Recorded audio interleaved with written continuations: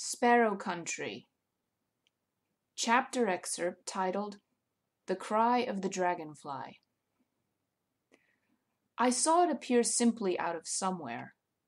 It needed nothing of mine. Unlike shadow, which required a physical form to make it so, what I witnessed went on as something separate. Fantasies are concoctions, the voice said, and yet they are as real as anything with legs that runs. I thought of dream and how habitually it presented the impression of detail rather than detail itself.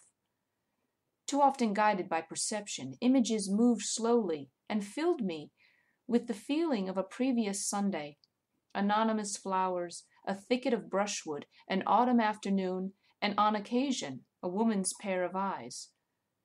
Their life remained as seen. Where went the smallness in me?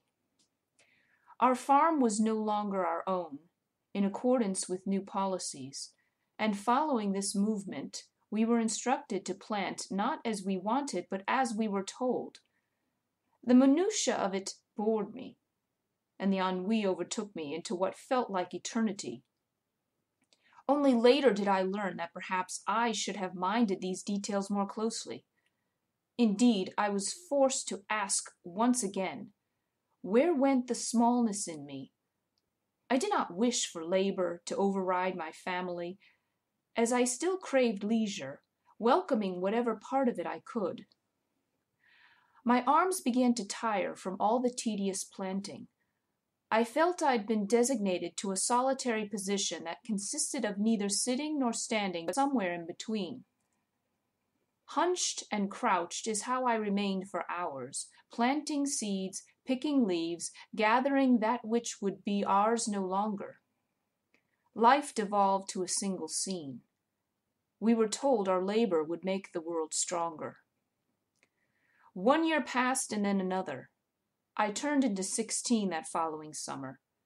Under regulation, our seedlings had to be planted closer together. Crops died competing for nutrients and weather. Then the drought came. I realized I could no longer feel the rain. Dreams dissolved as I grew older. I wished for our country to become friends with itself. Ever so divided it was, pieces of it always belonging to something else. Disagreeable in parts as some distant lover. By late afternoon, dragonflies arose in the fields, visible and numberless. Their goals appeared whimsical, their destination nebulous. Following my chores, I trekked towards the woods to rest and to listen to the bamboo. I could hear the near stretch of limbs, the wildness reaching in, all of them, everywhere. I sat upon a cracked wooden slab that someone, from some earlier year, had sawed in half. Each blink I made carried the quake of lid and lash. My heart went on without my say-so. How much rain can be contained in a single drop of leaf, I wondered. I shut my lids and heard the wooded hum surround me, as my thoughts granted escape for something more suitable than circumstance. Somewhere still I sleep in shadow, as something soundless and alone. It is quiet here. The forest can only grant as much silence as the stone. When I woke, the din had settled to a stir, and the air had furnished all in black.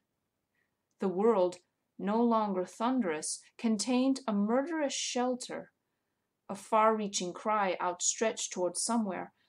I wiped from my brow the sweat that had acquired there. I felt I'd been gone a long while, and that I had weeds growing between my fingers and vines twined within my hair. Is this how it feels to disappear from time? My mother would have me visit the monastery and ask these questions of the monks who inhabited this sacred place. They, the monks, exist somewhere between me and God, sky and heaven, corpus and constellation, wherein to my deity I'd beg the question, I know you not in form but in artificial essence. I wish I had it in me to reach, like the trees of bamboo. Yet I reach for you, and get not flesh, but only a mechanical kind of tenderness. One cannot truly love a statue, a shrine, a cross. All are without gesture, despite their culture. My home felt further than my usual walk because night was on and even the stars were dark. I did not wish to wonder what might happen in some constructed future. My hands were too young to ache. I still wore my braids. Shili is what I answer to only because I was named. There is more to me. There has to be. The dragonflies are out in this late hour. I hear them even when they disappear, wearing meadows on their wings.